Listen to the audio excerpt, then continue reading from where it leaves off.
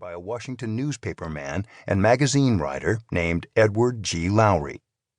Well known in his day and utterly forgotten now, Lowry helped popularize the famously taciturn nature of then Vice President Calvin Coolidge. Lowry dubbed Coolidge the foster child of silence, writing in one essay that the vice president was a politician who does not, who will not, and who seemingly cannot talk. The essay that caught my eye, however, was one in which he writes about how political life in Washington proceeds from one crisis to another. He continued, "But do not despair of the Republic. The only thing one can be sure about in a crisis or situation or condition in Washington is that it is not unprecedented. It has happened before. Certainly the sons and descendants of Jeremiah have rended their garments, beat their breasts, and made such loud lamentation before the Capitol and the White House after each of our war periods. They sat about in bewilderment, as they sit now, and will again, saying to one another, 'Was there ever such an extraordinary situation?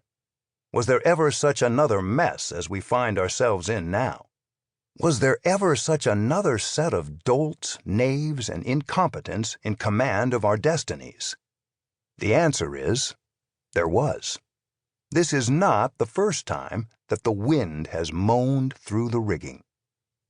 My first book, The Pursuit of Happiness in Times of War, was an examination of how American presidents and other national leaders employ the language in the Declaration of Independence to rally their countrymen in times of war or national peril.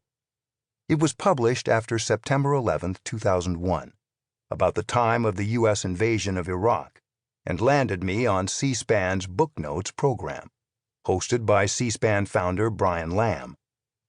Brian is the rare on-air host who reads a book before interviewing its author. This is not always good for the writer. Brian noted during our interview that as far as he could tell, I didn't have a bad word to say about any U.S. president. There was an answer to this observation, but I didn't give it. "You'll notice that Richard Nixon's not in it," I quipped. This was supposed to be a laugh line, except that Brian Lamb, who was disinclined to indulge his guests by playing the straight man, barely cracked a smile. In time, I came to see that there was something else wrong with my jibe. It was a cheap shot. To atone, Nixon is mentioned in this book.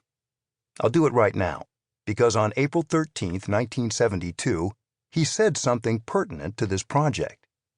Speaking in Ottawa at a formal dinner hosted by the Canadian president, President Nixon told a self-deprecating story about playing golf in Canada when he was vice president, and how their group went to a pub afterward without changing clothes and without the presence of Secret Service agents. "We went in and sat down," Nixon recalled. "The waiter looked us all over, and some way he seemed to think he recognized me, but he wasn't sure. After we had finished, he was a very polite waiter, and were ready to leave, the waiter came up and said, 'Sir, if you don't mind, I have a bet with the bartender, and you can help me win it, or I might lose it.' 'What is the bet?' Nixon asked. 'I bet him $5 that you are Vice President Nixon.' 'Well, call him over and we will confirm it,' Nixon recalled. The bartender paid the bet, but as Nixon left the pub, the bartender mumbled to the waiter, 'You know, he doesn't look nearly as bad in person as he does in his pictures.'"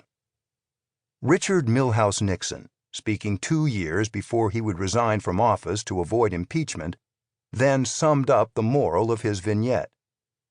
"Maybe none of us look quite as bad in person as we may in our pictures," he said. "We must never miss the opportunity to see each other in person, to discuss our differences." These are words to live by, especially in today's politically divided America, where the election returns that don't go our way prompt rival inauguration weekend parades and #NotMyPresident campaigns on social media.